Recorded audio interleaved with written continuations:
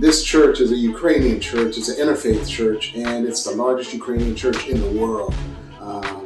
Al Wilson built it, and the Ukrainians now have it where there's Russians and Ukrainians, people on both sides of the war. They don't want the war. They know that the war isn't their war. They know that Ukraine and Russia wanted peace when the US and UK said, no, y'all need to go to war, so we have an excuse to do all this dark stuff that's starting to have consequences. Anyway, long story short is that you might recall Rabbi Miller also said he believed that the world would be saved from oblivion by two black guys. And I'm wondering if it's possible we can support the Palestinians and not Hamas, just like we can absolutely love our Jewish brothers and not support the Zionists. So anyway, there's a dialogue we need to have. I'd actually had it with Rabbi Miller when we were in Crown Heights, and he sympathized with the Palestinians. So if he still does, I'm wondering if there's a way that we can get together to have an interfaith prayer vigil just for world peace. Peace fire for the ceasefire, where fires is the thing you and I started so long ago. So if you like the things we're talking about, give me a call. We need to reconnect with Rabbi. We need to get together out at the church that Dad built with the heads of the Ukrainian church. If we have the Jewish faith, and if we have some Muslim brothers, and all faiths, join us in 4 minutes of silent meditation for global peace. We can start it now, and we have a video there talking about it. Yeah, because Veterans Day and Remembrance Day on November 11th was founded in 1918 when there was a ceasefire at the end of World War I.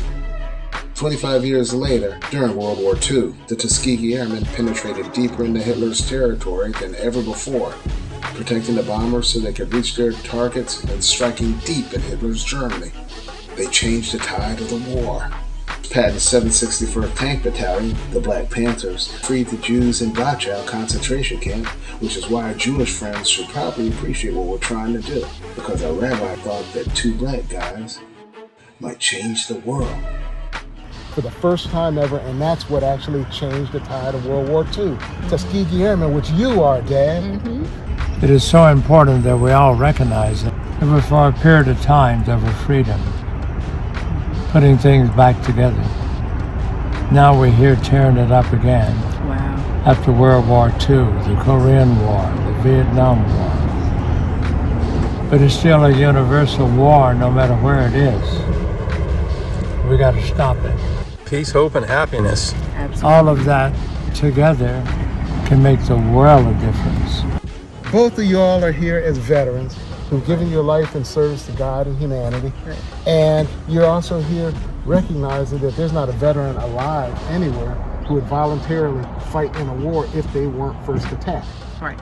So this whole concept of coming together, focused on peace, focused on compassion, realizing that if we were the innocent ones who were attacked, we would want someone praying for our relief, someone who is compassionate, someone who would want us to end our suffering, not in a bad way, but out of love, out of light, out of trying to help. So here we are with an opportunity to say, you know what, if we'd want that for us, why don't we put that out for others? If we do that, we all of a sudden now have a movement for peace that's forward-leaning. So that this November 11th at 11:11, we have an opportunity to just for 4 minutes invite people here and every 11:11 around the world, each time zone, to join us in a moment of compassionate prayer for those who are hurting, that they might find relief. We're not choosing sides, we're just doing what we alone can do. That's use our consciousness in the moment, wherever we are, to close our eyes, to turn off media, and to connect with a higher power and say, you know what, we would want peace for ourselves, so let's wish it for others.